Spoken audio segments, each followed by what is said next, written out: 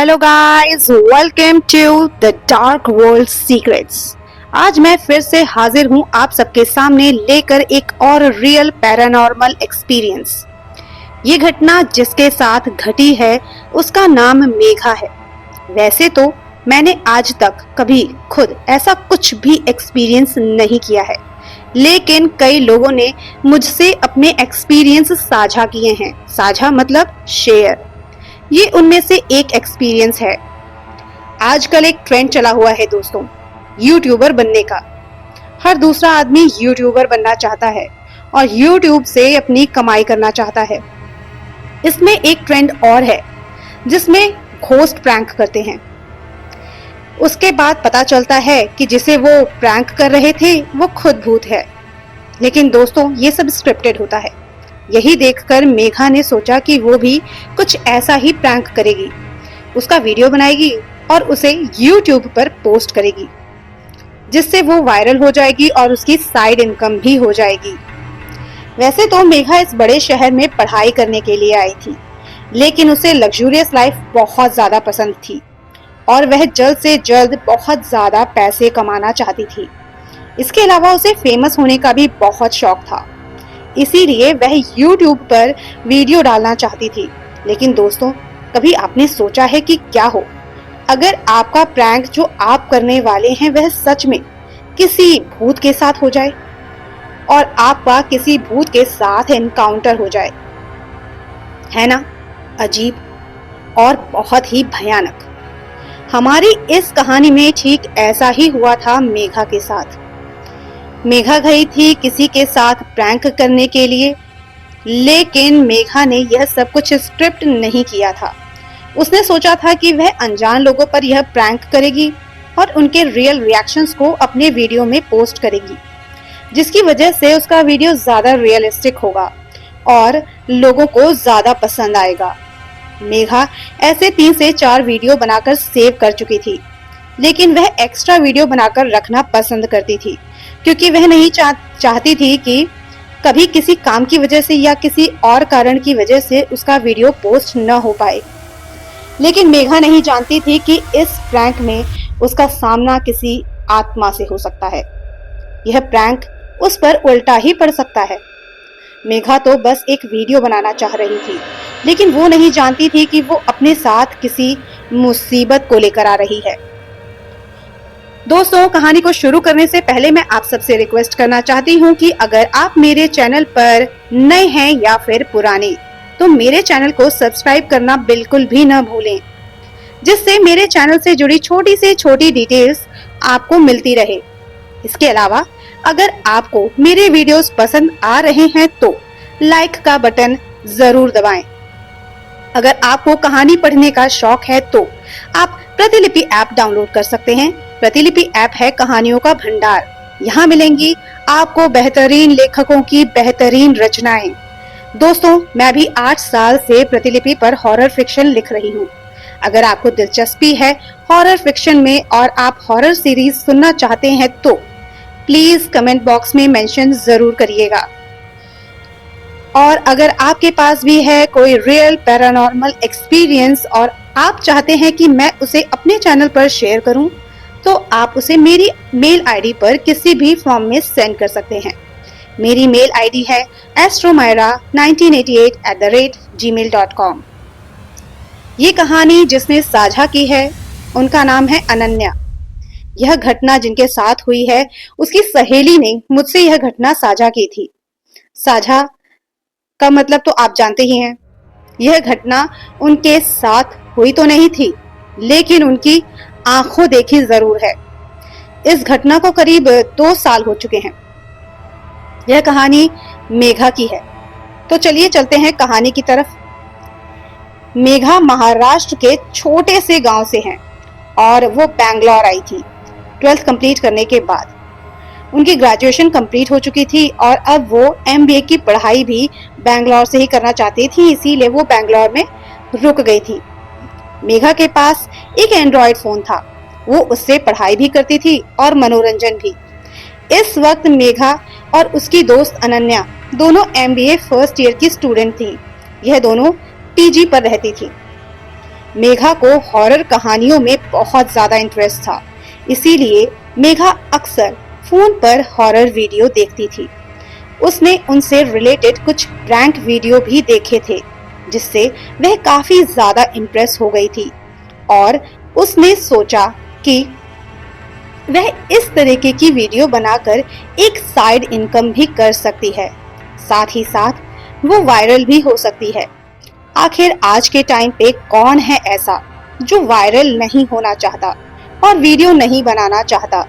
आज के टाइम पर मुझे लगता है शायद दो में से एक इंसान तो जरूर ऐसा होगा जो वीडियो बनाना चाहता है और वायरल भी होना चाहता है।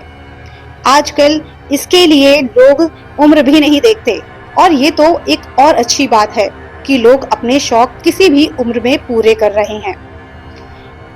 मेघा ने अनन्या के साथ आज तक मिलकर 3 वीडियो बना लिए थे और आज उसका 4th वीडियो शूट होना था। वीडियो बनाने में अनन्या कैमरा संभालती थी और मेघा एक्टिंग करती थी। आज भी मेघा तैयार हुई थी। मेघा ने लाल रंग की साड़ी पहनी हुई थी। मेघा के बाल बहुत लंबे लंबे, रेशमी और काले थे। उसने अपने बालों को खुला छोड़ा हुआ था। आंखों के नीचे मोटा मोटा काजल लगा लिया था। लिपस्टिक को लगाकर हल्का सा बिखेर दिया था।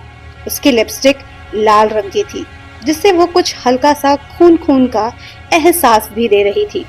चेहरे पर उसने पाउडर थोड़ा ज्यादा ही लगा रखा था, जिससे उसका चेहरा सफेद नजर आए। वैसे तो मेघा बहुत ज्यादा गोरी थी, उसका रंग दूध की तरह सफेद था, लेकिन फिर भी उसने पाउडर ज्यादा लगाया था क्योंकि आज वह एक आत्मा का गेटअप ले रही थी। मेघा अच्छी तरह से तैयार हो गई और उसके बाद मेघा और अनन्या दोनों लोकेशन के लिए निकल गए। वीडियो बनाने के लिए यह दोनों ही थी, उनके पास कोई टीम नहीं थी। इनकी लोकेशन थी शमशान घाट, जो शमशान घाट इनके बहुत ही पास में था। जैसे ही दोनों अपने पीजी से बाहर निकले तो उनकी नजर चारों तरफ फैले घने अंधेरे पर गई। वह लोग रात में 10 बजे घर से निकले थे, क्योंकि वीडियो शूट करने के लिए उन्हें आधी रात का इंतजार करना था। वो लोग रात को इसलिए निकले थे ताकि वो लोग इस वीडियो में फील डाल सकें। मेघा बहुत ज्यादा खूबसूरत थी और इस गेटअप में बेशक से उसने अपनी लिपस्टिक और काजल को हल्का सा बिखेर दिया था, वो फिर भी बहुत ज्यादा खूबसूरत लग रही थी। मेघा जाकर शमशान घाट के पास खड़ी हो गई और इधर उसके सामने सड़क की दूसरी तरफ कुछ झाड़ियां थी। अनन्या वहां जाकर कैमरा लेकर छुप गई। वह लोग काफी देर से इंतजार कर रहे थे, लेकिन कोई भी नहीं आ रहा था। इस वक्त मेघा ने अपने चेहरे पर बालों को बिखराया हुआ था। हालांकि मेघा को डर तो नहीं लगता, लेकिन वह कौन सा इंसान होगा जिसे शमशान घाट के बाहर खड़े होने पर डर नहीं लगेगा। बेशक से आपको भूतों से डर न लगता हो या आप उन पर विश्वास ना करते हो, लेकिन यह बात कोई शमशान घाट में जाकर नहीं कह सकता, क्योंकि डर तो सभी को लगता है। इस वक्त मेघा को भी डर लग रहा था और उसका गला सूख रहा था। साथ ही साथ दूसरी तरफ अनन्या, वो भी बहुत ज्यादा डरी हुई और परेशान थी। हालांकि मेघा तो इन सब में विश्वास नहीं करती थी, लेकिन अनन्या भगवान और भूत प्रेत दोनों पर ही बहुत ज्यादा विश्वास करती थी। लेकिन वो सिर्फ अपनी दोस्त की जिद पर उसके साथ वीडियो बनाने को तैयार हो गई थी। उसने भी मन ही मन में सोचा कि अगर उन दोनों का यह चैनल चल गया तो उन दोनों की साइड इनकम भी हो जाएगी और अनन्या को पैसों की खासी जरूरत भी थी। उधर मेघा अकेले परेशान हो रही थी और इधर अनन्या अकेले परेशान हो रही थी। अब अनन्या उठकर मेघा के पास आने की सोच ही रही थी कि उसे एक आवाज आई, जैसे कोई उस सुनसान सड़क पर बाइक चला रहा हो। अनन्या ने उस ओर देखा जिस ओर से यह आवाज आ रही थी। वहां पर एक लंबा चौड़ा लड़का, जिसने जीन्स और शर्ट पहनी हुई थी, साथ में पैरों में काले जूते, घने सिल्की हल्के हल्के से लंबे बाल उस लड़के ने सर पर हेलमेट नहीं पहना था, इसीलिए उसका चेहरा साफ दिखाई दे रहा था। वह देखने में बेहद ही खूबसूरत था। सही शब्द का इस्तेमाल किया जाए तो हैंडसम था। अनन्या ने उसे देखा तो उसकी नजर उस पर ठहर गई और वह एकटक उसे देख रही थी। इधर मेघा के कानों में भी आवाज पड़ चुकी थी। मेघा ने अपने बालों को सेट किया और उसके बाद जब उसने देखा बाइक शमशान घाट के गेट के पास पहुंचने वाली है, वैसे ही वो धीरे धीरे चलती हुई उस बाइक के पास आई। जैसे ही बाइक पर बैठे लड़के ने मेघा को देखा, उसने बाइक रोक दी। अचानक से कुत्तों के भौंकने की आवाज आने लगी। जैसे ही मेघा ने बाइक के रुकने की आवाज सुनी, वो मन ही मन खुश हो गई। उसे लगा कि ये लड़का तो फंस गया, अब इसे डराऊंगी। लड़के ने मेघा से पूछा, आप कौन हैं और इतनी रात को क्या कर रही हैं? मेघा ने अजीब सी आवाज निकालते हुए कहा, मैं यहाँ क्या कर रही हूँ? यही तो मेरा घर है, मैं यहीं रहती हूँ। मेरा नाम लावण्या है और करीब 1 साल से मुझे इस शमशान घाट में भटकते हुए देखा गया है। मैं इसी शमशान घाट में रहती हूँ।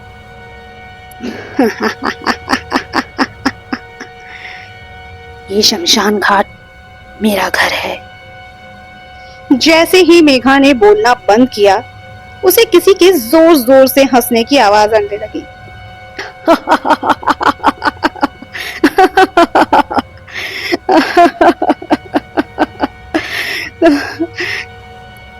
क्या मजाक है।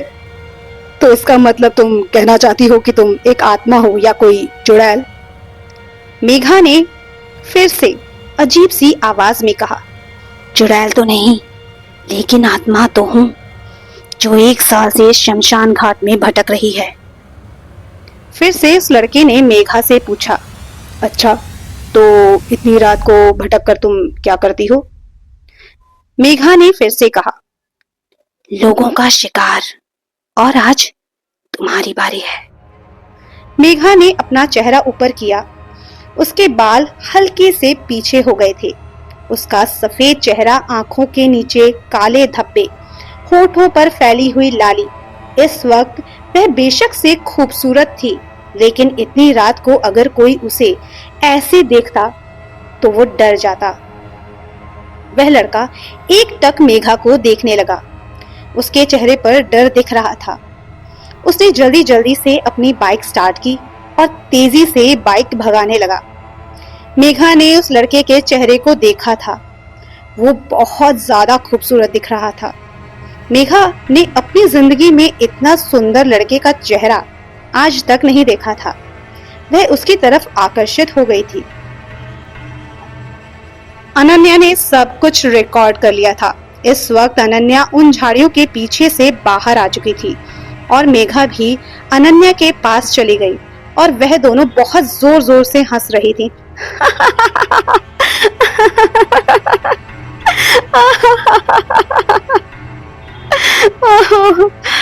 मेघा ने अनन्या से कहा, वैसे वह लड़का बहुत हैंडसम था यार।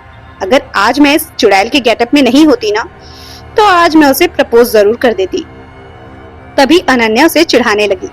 तभी एक जोरदार आवाज उनके कानों से टकराई। यह आवाज बहुत ज्यादा जोरदार थी। ऐसा लग रहा था कि मानो आसपास कोई एक्सीडेंट हुआ हो।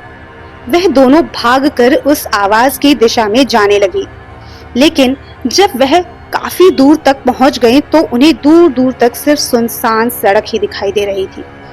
वहां पर न कोई एक्सीडेंट हुआ था, न कोई गाड़ी थी और ना ही कोई आदमी। मेघा ने अनन्या की तरफ देखकर कहा, तूने भी वो आवाज सुनी थी ना? अनन्या ने हाँ में सर हिला दिया। इस वक्त दोनों के चेहरे का रंग उड़ा हुआ था। तभी अनन्या ने मेघा की तरफ देखते हुए कहा, हमें यहाँ से चलना चाहिए। वैसे भी मैं तेरी जिद पर यहाँ तक आई थी। तुझे तो पता है ना, मेरी मम्मी हमेशा रात में बाहर निकलने से मना करती हैं, और आज तो अमावस्या की रात है।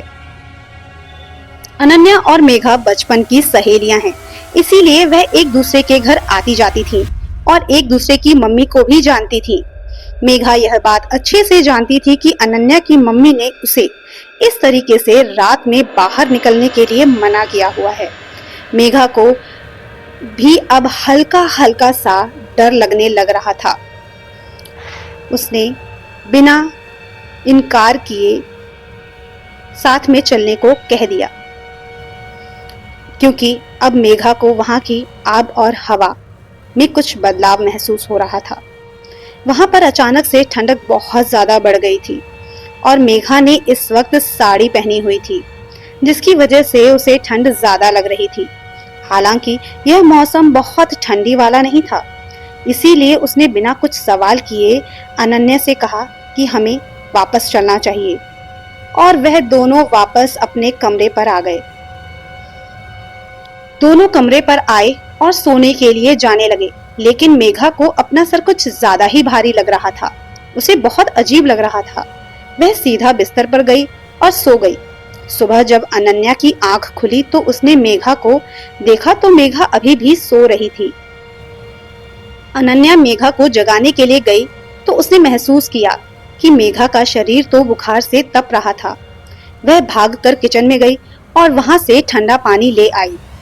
उसने मेघा के सर पर ठंडी पानी की पट्टी रखनी शुरू कर दी और वह बगल से केमिस्ट की शॉप से बुखार की दवा भी लेती हुई आई। उसने मेघा को हल्का सा दलिया बनाकर खिलाया और दवाई दे दी और कहा कि आज वह कॉलेज से छुट्टी ले ले, अनन्या अकेले ही कॉलेज चली जाएगी। मेघा ने उसे कहा कि उसे ठीक लग रहा है और वह जाना चाहती है, लेकिन अनन्या ने उसे आराम करने के लिए कहा और कहा कि एक दिन आराम कर ले, कल से साथ में कॉलेज चलेंगे। मेघा को आराम करने के लिए कहकर अनन्या कॉलेज के लिए निकल गई। इधर मेघा अकेले ही परेशान हो रही थी। उसे बहुत अजीब लग रहा था। हालांकि वह इन सब पर विश्वास नहीं करती थी, लेकिन उसे अपने आसपास एक अजीब सी, बहुत ही स्ट्रॉन्ग सी किसी की प्रेजेंस फील हो रही थी। उसे ऐसा लग रहा था कि कोई है जो उसके आसपास है और उसे देख रहा है, लेकिन जब वह अपनी आंखें घुमाकर देखती तो उसे कोई भी दिखाई नहीं देता।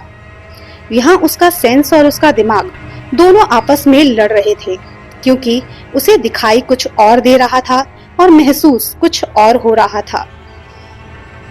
उसके अंदर अपने आप में ही एक लड़ाई सी चल रही थी।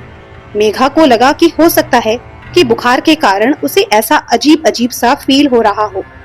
मेघा ने सोने की कोशिश की, लेकिन वो सो नहीं पा रही थी। मेघा ने सोचा कि कोई किताब उठाकर ही पढ़ ले, इसीलिए मेघा किताब उठाकर पढ़ने लगी। तभी पढ़ते पढ़ते मेघा को काफी ज्यादा देर हो गई, उसे पता ही नहीं चला। इसके बाद मेघा किचन में गई और उसने दोपहर के खाने के लिए कुछ बना दिया, ताकि अनन्या वापस आए तो वह भी कॉलेज से आने के बाद कुछ खाकर आराम कर सके। वह सुबह ही उसके लिए बहुत कुछ करके गई थी। अनन्या जब कॉलेज से वापस आई, उसने मेघा का हालचाल लिया। उसे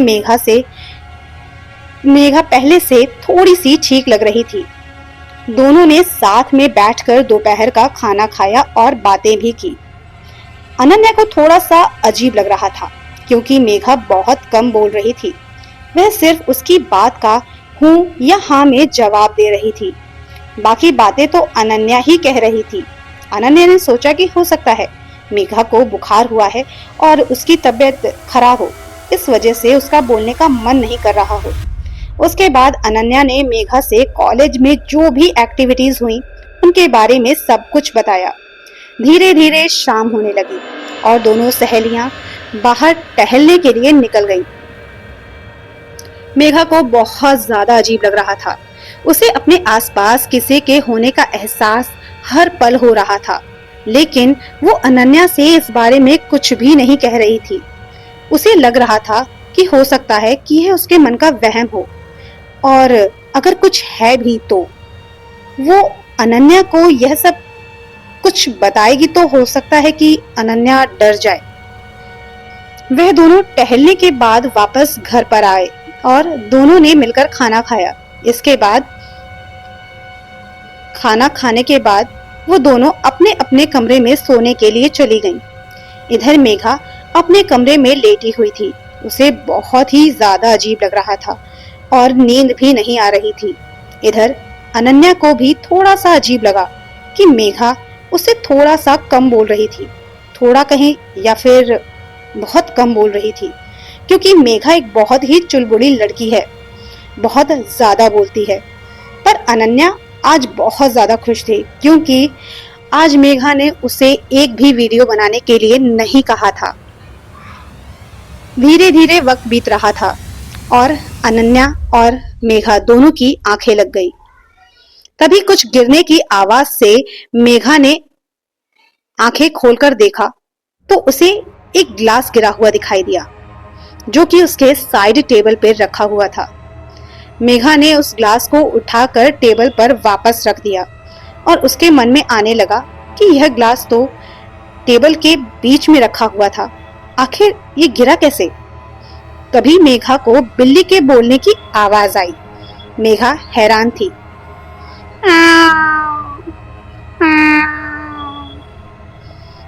बिल्ली अगर आई भी है तो वो किचन में जानी चाहिए। बिल्ली उसके कमरे में क्या कर रही थी?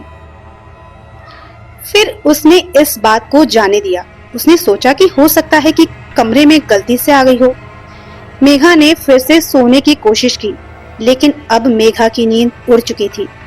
उसे ऐसा लग रहा था कि उसके बिस्तर पर कोई लेटा हुआ है, लेकिन वो जब भी आंखें खोलकर देखती तो उसे कोई भी दिखाई नहीं देता। लेकिन उसका सिक्स सेंस उसे ये फील करा रहा था कि कोई है जो उसके साथ उसके बिस्तर पर लेटा हुआ है। उसे वो महसूस कर पा रही थी, बेशक से वो उसे देख नहीं पा रही थी। मेघा को बहुत अजीब लग रहा था। वो आंखें बंद किए हुए अपने बिस्तर पर लेटी हुई थी और उसकी सांसें बहुत तेज चल रही थी। तभी मेघा को अपने पास किसी के होने का एहसास हुआ। मेघा ने फिर से हल्की सी आंखें खोलकर कनखियों से देखने की कोशिश की, लेकिन उसे कोई भी दिखाई नहीं दे रहा था। मेघा खुद को समझाने लगी कि उसके मन का वहम है और सोने की कोशिश करने लगी। मेघा सो गई। सोने के कुछ देर बाद ही मेघा को सपने में दिखाई दे रहा था वही लड़का जो उसे शमशान घाट के बाहर मिला था। वो उसके कमरे में था और उसे देखकर मुस्कुरा रहा था। उसकी मुस्कुराहट देखकर मेघा भी बिना मुस्कुराए रह नहीं पाई। वह लड़का धीरे धीरे चलकर मेघा के पास आ रहा था और आकर चुपके से मेघा के बगल में उसके बिस्तर पर लेट गया। मेघा यह सारे एहसास महसूस कर पा रही थी। उसने मेघा के बालों की लटों को पीछे की तरफ सरका दिया और मेघा शर्मा गई। मेघा को यह सब एहसास बहुत ही ज्यादा स्ट्रॉन्ग फील हो रहे थे, लेकिन उसे जो कुछ भी दिखाई दे रहा था वह सपने में दिखाई दे रहा था। इसीलिए मेघा उसे सपना ही मानकर रह रही थी। उसने धीरे से मेघा की गर्दन पर हाथ फेरा। इसके कारण मेघा के शरीर में सिहरन दौड़ गई। वह अपने मुंह को मेघा की गर्दन की तरफ ले जा रहा था। मेघा की नजर उसके चेहरे पर पड़ी तो उसे वो बड़े बड़े दांत दिखाई दिए और मेघा की आंखें डर के कारण खुल गईं। मेघा का चेहरा इस वक्त पसीने में डूबा हुआ था और उसके चेहरे पर डर के भाव साफ दिखाई दे रहे थे। उसने आंखें बड़ी बड़ी करके इधर उधर दौड़ाकर उसे हल्की सी रोशनी में देखने की कोशिश की, लेकिन उस कमरे में उसे कोई भी दिखाई नहीं दे रहा था। मेघा को बहुत ही ज्यादा अजीब लग रहा था। इस वक्त उसे बहुत ही अजीब सा एहसास हो रहा था। मेघा ने खुद को समझाया और फिर से सोने की कोशिश करने लगी। मेघा जैसे ही सोने की कोशिश कर रही थी, उसे फिर से अपनी गर्दन पर किसी के छूने का एहसास हुआ। इस कारण से मेघा बहुत ही ज्यादा डर गई थी और उसके दिल की धड़कन धौंकने की तरह चल रही थी। मेघा बहुत ही ज्यादा डरी हुई थी, लेकिन उसे पता था कि उसका सोना भी बहुत जरूरी है। इसीलिए उसने खुद को समझाया और सोने की कोशिश करने लगी। मेघा इस सब को अपना बुरा सपना ही मान रही थी। मेघा कुछ ही देर में गहरी नींद में चली गई थी, क्योंकि वो बहुत ज्यादा थक चुकी थी। तभी उसे अपनी गर्दन पर किसी की गर्म सांसें महसूस हो रही थी। उसे किसी के छूने का एहसास हो रहा था, जिसके कारण मेघा के शरीर में सिहरन दौड़ गई। मेघा उससे दूर जाने की कोशिश कर रही थी, लेकिन वो उठ नहीं पा रही थी। वह आंख को खोलना चाहती थी, लेकिन वो अपनी आंखें खोल नहीं पा रही थी। अचानक से उसे अपनी गर्दन पर दर्द महसूस हुआ, जिससे उसकी सिसकी निकल गई। अगले दिन जब मेघा की आंख खुली तो उसके शरीर में बहुत ज्यादा दर्द हो रहा था। उसके गले पर भी निशान सा उसे दिखाई दे रहा था। उस निशान को देखकर वह हैरानी से उस पर हाथ फेरती है और उसकी आंखें फटी की फटी रह जाती हैं। वह जो कुछ भी देख रही थी वह सब कुछ सच में था, लेकिन यह सारा एहसास तो उसे सपने में हुआ था। आखिर ऐसा कैसे हो सकता है? जो वह सपने में महसूस कर रही थी वह सब हकीकत में उसके सामने उसे दिखाई दे रहा था। मेघा को कुछ भी समझ में नहीं आ रहा था। वह फटी आंखों से डर के कारण अपने गले पर उस निशान को देख रही थी। इसके बाद उसने उस निशान को अपने बालों को खोलकर छुपा लिया था। मेघा नहीं चाहती थी कि उसके गले का वह निशान कोई देख पाए और उससे सवाल करे। उसे बहुत अजीब लग रहा था। वो सोच रही थी कि हो सकता है रात में कोई कीड़ा उसके पास आया हो और उसे काट कर चला गया हो। बाकी सब उसे अभी तक वहम और एक बुरा सपना ही लग रहा था। सुबह सुबह दोनों सहेलियों ने मिलकर ब्रेकफास्ट बनाया और ब्रेकफास्ट करने के बाद दोनों कॉलेज में क्लासेस करने के लिए चली गईं। मेघा ने अपने बालों से अपने गले को इस तरीके से छुपाया था कि अनन्या को भी पता नहीं चल रहा था और वह उसे मैनेज किए हुए कॉलेज में क्लासेस अटेंड कर रही थी। क्लासेस करने के बाद वो लोग वापस अपने कमरे पर आ गए। मेघा को बहुत ही ज्यादा अजीब सा लग रहा था। मेघा की तो कुछ समझ में भी नहीं आ रहा था कि वो क्या करे। उसे बहुत ज्यादा कमजोरी लग रही थी। अब लगभग हर रात को मेघा के साथ यही होता और कुछ दिन बाद मेघा क्लासेस ले रही थी और क्लास लेते लेते वो अचानक से बेहोश हो गई। इस दौरान वह बहुत ज्यादा दुबली पतली हो गई थी। उसके चेहरे का रंग भी फीका पड़ गया था। उसकी आंखों के नीचे हल्के काले घेरे आ गए थे। हाथों में पीलापन आ गया था। अनन्या जब भी मेघा को देखती तो उसे बहुत ही अजीब सा लगता। मेघा की डाइट तो बहुत अच्छी थी। वह अपनी प्रॉपर डाइट भी ले रही थी, लेकिन वह दिनों दिन दुबली पतली होती जा रही थी। और अब उसे यह भी अजीब लगता था कि मेघा बहुत चुपचाप सी रहती थी। मेघा बहुत ज्यादा बात नहीं करती थी। मेघा अक्सर ही अपने बालों को खुला रखने लगी थी या फिर अपने गले पर कोई दुपट्टा लपेट लेती थी। अनन्या ने सोचा कि ऐसे ही उसका मन होगा, लेकिन जब उस दिन मेघा को बुखार था और वो बेहोश हुई तो उसके गले के से उसके बाल हट गए और वहां पर एक बहुत ही गहरा दांतों का निशान बना हुआ था, जिसे अनन्या ने देख लिया था। उसे देखने के बाद अनन्या हैरान रह गई थी। वो अपनी आंखों को बड़ा बड़ा किए हुए उस निशान को ध्यान से देख रही थी।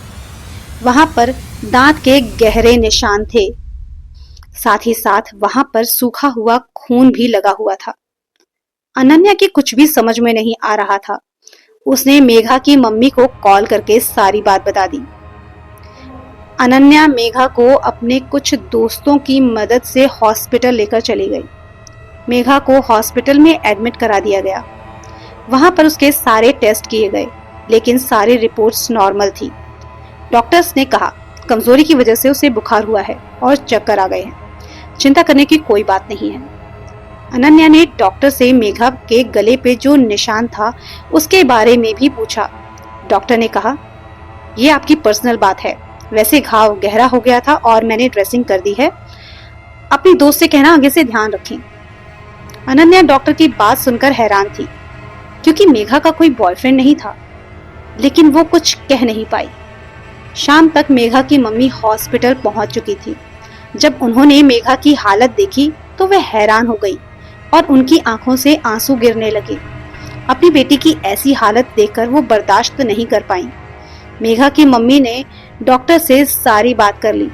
डॉक्टर ने उन्हें बताया कि मेघा की रिपोर्ट्स नॉर्मल हैं और कमजोरी की होने की वजह से उसे बुखार आया था और चक्कर आ गए थे। मेघा की मम्मी ने डॉक्टर से उसकी डिस्चार्ज की बात की।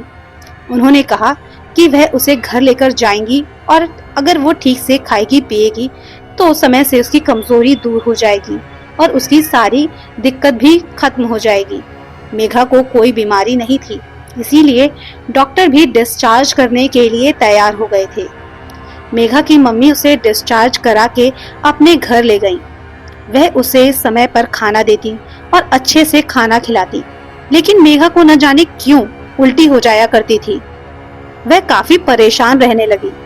मेघा की मम्मी के कुछ भी समझ में नहीं आ रहा था, क्योंकि उन्होंने उसे हॉस्पिटल से ही डिस्चार्ज करवाया था और हॉस्पिटल में मेघा के सारे टेस्ट हो चुके थे और उसके सारे टेस्ट रिपोर्ट्स नॉर्मल थे। उस दिन रात को सब लोग सो चुके थे कि अचानक से मेघा की मम्मी की नींद किसी आवाज से टूट गई। यह आवाज मेघा के कमरे से आ रही थी। मेघा की मम्मी उसके कमरे में गई। उन्होंने दरवाजे से खड़े होकर देखा तो मेघा जोर जोर से सांस ले रही थी।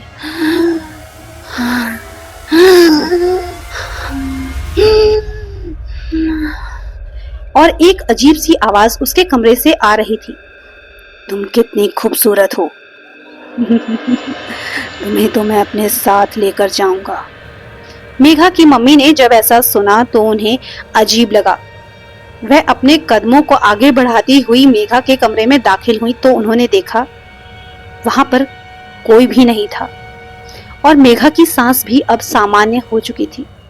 मेघा की मम्मी ने सोचा कि यह उनका वहम होगा, इसीलिए वो किचन की तरफ गई और वहां से पानी लेकर जब वापस लौट रही थी तो उन्हें अचानक से मेघा के रोने की आवाज आने लगी।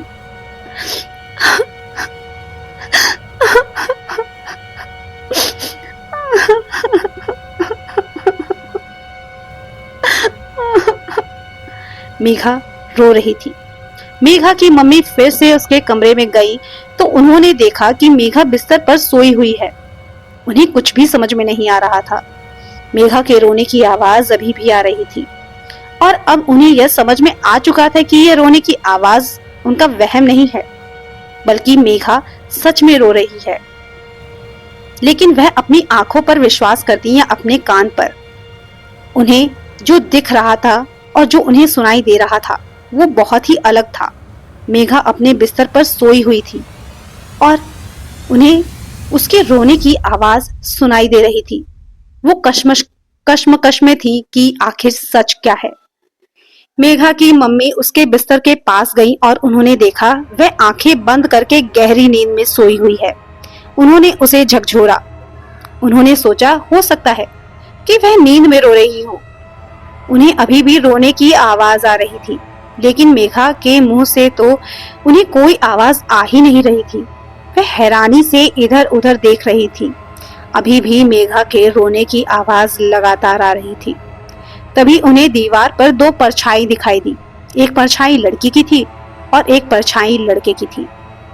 लड़की की परछाई का हाथ लड़के की परछाई ने जोर से पकड़ा हुआ था और लड़की की परछाई अपना हाथ छुड़ाने की कोशिश कर रही थी।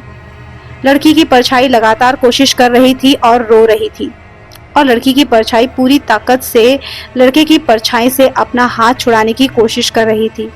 दूसरी तरफ लड़के की परछाई ने लड़की की परछाई का हाथ बहुत जोर से पकड़ा हुआ था और उसे अपनी तरफ खींच रहा था और अपने साथ कहीं ले जाने की कोशिश कर रहा था। मेघा की मम्मी हैरानी से उस परछाई को देख रही थी। उन्हें उस कमरे में बहुत अजीब सा एहसास हो रहा था, जैसे वो कमरा बहुत ही अजीब हो, कोई ऐसी जगह जहां पर नकारात्मक ऊर्जा हो। वहां पर उनको बहुत ही अजीब लग रहा था। ठीक वैसा ही इस वक्त मेघा की मम्मी को उस कमरे में लग रहा था जैसा आपको लगता। वो एक टक उस परछाई की तरफ देख रही थी और उनका चेहरा पसीने से भीग चुका था। वह भागती हुई मेघा के कमरे से बाहर आ गई।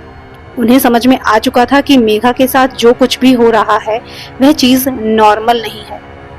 मेघा की मम्मी ने जो कुछ भी मेघा के साथ हो रहा था उसके पापा को बताया, साथ ही साथ उसके भाई को भी यह बात बताई। मेघा का भाई काफी ज्यादा बड़ा था और शादीशुदा भी।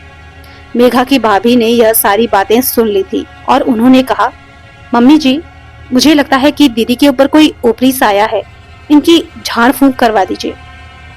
मेघा की भाभी ने बताया कि उनके गांव में एक बाबा हैं जो झाड़ फूंक करते हैं, उन्हें दीदी को दिखा दिया जाए। वह लोग अगले दिन मेघा को तैयार कर उसे बिना बताए उन बाबा के पास लेकर जाने लगे। मेघा को यह बताया गया कि उसे घुमाने लेकर जा रहे हैं। मेघा की तबीयत इस वक्त बहुत ज्यादा खराब थी। उसकी मम्मी बेशक से उसका ध्यान बहुत ज्यादा रख रही थी और उसे खाने पीने को भी समय से दे देती थी, लेकिन इस वक्त भी उसका शरीर हड्डियों के ढांचे जैसा दिखाई दे रहा था। मेघा को बाबा जी के पास ले जाया गया। जैसे ही मेघा ने बाबा जी के कुटिया में कदम रखा, बाबा जी आंखें फाड़े मेघा की तरफ घबराए हुए से देख रहे थे। उन्होंने कहा, इसे ले जाओ यहाँ से, इसे यहाँ से ले जाओ। बाबा के चेहरे पर डर साफ दिखाई दे रहा था। वह कोई सिद्धि प्राप्त किए हुए बाबा नहीं थे, वह बस लोगों की झाड़ फूंक कर दिया करते थे। मेघा की मम्मी ने हाथ जोड़कर कहा, बाबा जी, एक बार देख लीजिए ना, इसे क्या हुआ है। मेरी बेटी को देखिए, इसकी क्या हालत हो गई है। हम इसे कहाँ लेकर जाएंगे। बहुत मुश्किल से तो आपके बारे में पता चला था, मेरी बहू ने बताया। बाबा जी प्लीज हमारी मदद कर दीजिए। बाबा जी को उन पर दया आ गई और बाबा जी ने उन्हें एक पता लिख कर दिया। यह पता कहीं और का नहीं बल्कि मेहंदीपुर बालाजी का था और कहा, इसे इनके पास लेकर जाओ। यह बहुत सिद्धि प्राप्त किए हुए बाबा हैं, केवल यही इसका इलाज कर सकते हैं, क्योंकि इसके ऊपर जो साया है वह कोई मामूली साया नहीं है। तुम्हारी बेटी का इलाज मामूली झाड़ फूंक से नहीं किया जा सकता। तुम्हारी बेटी पर एक पिशाच का साया है।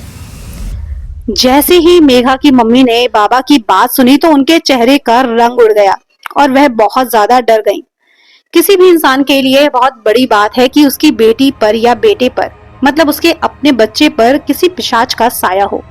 और सभी जानते हैं कि पिशाच एक नकारात्मक ऊर्जा है और यह बहुत शक्तिशाली होती है।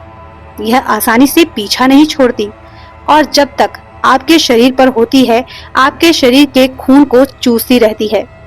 अब मेघा की मम्मी को समझ में आ रहा था कि क्यों उनकी बेटी दिन ब दिन कमजोर होती जा रही है। वह उसे कितना भी अच्छे से खिलाती थी, उसके शरीर को कुछ भी नहीं लगता था। मेघा की मम्मी ने वह पता लिया और मेघा का परिवार उसे लेकर मेहंदीपुर बालाजी के लिए निकल गया, क्योंकि सफर बहुत लंबा था और मेघा की हालत दिन ब दिन खराब होती जा रही थी। पहले तो वह सिर्फ रात में बहुत अजीब सा बर्ताव करती थी, लेकिन अब दिन में भी वो पता नहीं क्या बड़बड़ाती रहती थी, अपने आप में ही बोलती रहती थी, जो कि उन्हें साफ सुनाई भी नहीं देता था। कभी कभी वह अचानक से अपनी माँ से लिपटकर रोने लगती थी और कहती थी, मुझे बचा लो माँ, मुझे बचा लो माँ, मुझे बचा लो। काफी लंबा सफर तय करने के बाद वह लोग मेहंदीपुर बालाजी पहुंच गए। वहां पर बहुत ज्यादा भीड़ थी। जैसे तैसे वह लोग बाबा जी तक पहुंच गए। बाबा जी जहां पर बैठे थे उनके सामने वहां पर एक हवन कुंड था। वहां पर एक बाबा जी थे जिन्होंने मेघा को देखा और उसे अपने पास बैठा लिया। जैसे ही मेघा उनके पास बैठी वो झूमने लगी और अजीब तरीके से बाबा जी को देखकर हंसने लगी और उसने कहा, मैं इसे छोड़कर कहीं नहीं जाऊंगा। मैं इसे छोड़कर कहीं नहीं जाऊंगा। ये मेरी है और मेरे साथ जाएगी। अब यह मेरे साथ रहेगी।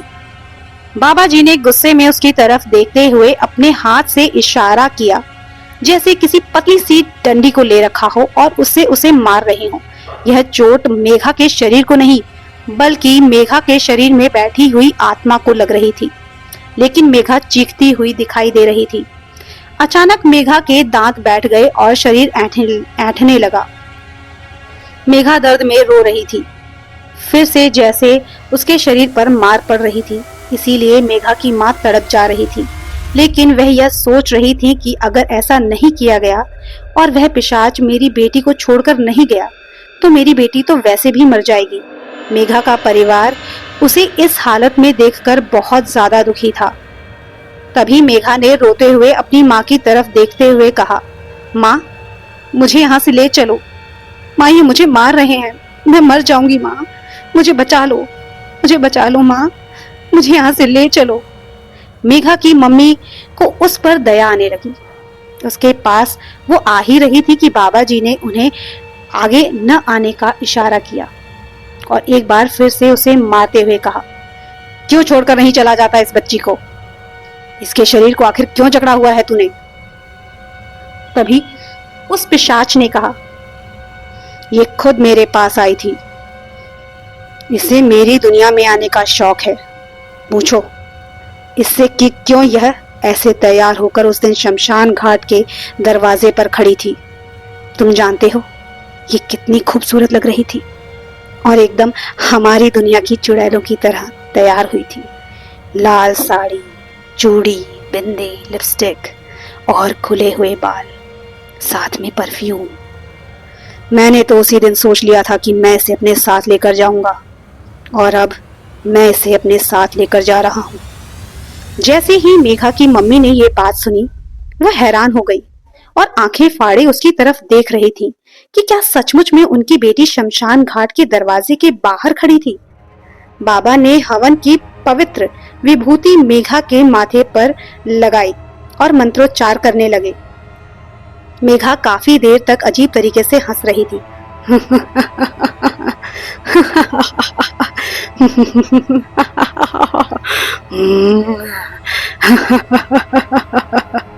और बाबा को घूर घूर कर देख रही थी। इस वक्त उसकी सांसें गुस्से में बहुत तेज चल रही थी, लेकिन वो बहुत ज्यादा लाचार महसूस कर रही थी, क्योंकि जिस जगह पर वो बैठी हुई थी वहां पर ऐसी आत्मा को काबू में लाया जाता है, वहां पर उनकी शक्तियों को कमजोर कर दिया जाता है। इसी कारण से उस पिशाच की शक्ति भी वहां पर कमजोर हो गई थी। तभी उस पिशाच ने गुस्से में चिल्लाते हुए बाबा की तरफ देखते हुए कहा, जाने दे मुझे, जाने दे मुझे यहाँ से, जाने दे, नहीं तो सबको मार डालूंगा, किसी को नहीं छोड़ूंगा, और इसे तो मैं लेकर जाऊंगा ही। तभी बाबा जी ने गुस्से में कहा, जाने दूंगा, लेकिन तुझे इस बच्ची को छोड़ना होगा। तूने क्यों उसके शरीर को कैद किया हुआ है? यह तेरे साथ नहीं जाना चाहती, तुझे दिखाई नहीं देता? ये रो रही है। वह पिशाच गुस्से में चिल्लाने लगा और हाथ पैर जमीन पर मारने लगा। इस वक्त मेघा का शरीर जमीन पर हाथ पैर मार रहा था और वह दर्द में रो भी रही थी और लगातार हाथ पैर मार रही थी। जब उसे कोई असर होता दिखाई नहीं दिया, वह तेजी के साथ खड़ी हुई और इधर उधर गुस्से में खुद को नुकसान पहुंचाने के लिए कुछ ढूंढने लगी। बाबा जी को यह समझ आ गया था। तभी बाबा जी ने उस डंडी से 3 से 4 बार खींच करके मेघा के शरीर पर मारा, जिससे वह पिशाच फिर से काबू में आने लगा। अब वह थोड़ा सा डरने लगा था। बाबा जी ने उसके ऊपर रोली, कुमकुम और माता जी का सिंदूर डालते हुए मंत्रोच्चार किया। उन्होंने उसके ऊपर हवन की पवित्र विभूति भी डाली। देखते ही देखते काला धुआं सा मेघा के शरीर से निकला और मेघा वहीं बेहोश हो गई। जैसे ही मेघा बेहोश हुई, बाबा जी ने उसके हाथ पर एक अभिमंत्रित धागा बांध दिया और उसके गले में एक लॉकेट पहना दिया और कहा, इसके गले से यह लॉकेट और हाथ से यह धागा निकलना नहीं चाहिए। अभी यह पूरे तरीके से सुरक्षित नहीं हुई है। इसका शरीर अभी अभी एक आत्मा से मुक्त हुआ है और इसका शरीर कमजोर है और इसके शरीर में आत्माएं अभी भी आ सकती हैं, क्योंकि इसका शरीर अभी आत्माओं को आकर्षित कर सकता है। जब मेघा की मम्मी ने यह सुना तो वह बहुत ज्यादा डर गई और उन्होंने हाँ में सर हिला दिया और कहा कि वह इस धागे को कभी भी मेघा के हाथ से निकलने नहीं देंगी। कुछ ही देर में मेघा को होश आया। इस वक्त मेघा नॉर्मल थी, लेकिन वह बहुत ज्यादा कमजोर हो चुकी थी। मेघा ने खड़े होने की कोशिश की तो वो लड़खड़ाकर गिर गई। जैसे ही मेघा गिरी, उसकी मम्मी भागकर उसके पास गई और उन्होंने उसे सहारा दिया। बाबा जी ने कहा कि अब आप इसे घर लेकर जा सकते हैं, बस इसका ध्यान रखिएगा। उसके बाद मेघा की मम्मी उसे घर ले आई और कुछ दिन बाद मेघा धीरे धीरे रिकवर होने लगी। मेघा की फिजिकल हेल्थ तो ठीक हो रही थी, लेकिन जो मेंटल ट्रॉमा उसने उन दिनों झेला था वह उसके दिमाग पर अभी भी हावी था, जो कि धीरे धीरे कम होने लगा था। लेकिन आज भी मेघा उसे भूल नहीं पाई। मेघा की आत्मा ने वह सब कुछ देखा था, इसीलिए वह सब कुछ जानती थी कि उसके साथ उन दिनों क्या हुआ था। उसके बाद उसकी मम्मी ने एक बार उससे पूछा कि क्या वो सचमुच में शमशान घाट गई थी, तो उसने बताया कि हाँ मम्मी, मैं शमशान घाट पर गई थी, लेकिन मैं वहां पर प्रैंक करने के लिए गई थी और एक प्रैंक वीडियो बनाने के लिए गई थी।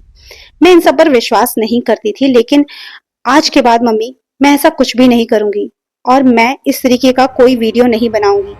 और उसके बाद से मेघा ने अपनी जितनी भी वीडियो उसने सेव किए हुए थे उन सबको डिलीट कर दिया। मेघा ने दोबारा इस तरीके का प्रैंक करने के बारे में कभी भी नहीं सोचा। तो दोस्तों, ये थी मेघा की कहानी, जो एक प्रैंक कर रही थी लोगों के साथ भूत बनकर डराने का। लेकिन उसे नहीं पता था कि यह प्रैंक उस पर उल्टा लौट कर आ सकता है और उस पर ही भारी पड़ सकता है। अब मेघा बिल्कुल ठीक है, लेकिन अब वह ऐसा प्रैंक करने के बारे में सोचती भी नहीं है और दूसरों को भी ऐसा करने से मना करती है। मेघा ठीक होने के बाद वापस बेंगलुरु जा चुकी है। उसने अपनी पढ़ाई कंप्लीट कर ली है और आज के टाइम पर मेघा बिल्कुल ठीक है। अगर आपके पास भी है ऐसा ही कोई एक्सपीरियंस और आप मुझसे शेयर करना चाहते हैं तो आप उसे मेरी मेल आईडी पे जरूर भेजिएगा। साथ ही साथ दोस्तों, अगर आपके साथ भी ऐसा कुछ हो तो क्या आप ऐसा रिस्क लेना चाहेंगे? आपको ये वीडियो कैसी लगी मुझे कमेंट बॉक्स में जरूर बताइएगा। तब तक के लिए बाय बाय, टेक केयर।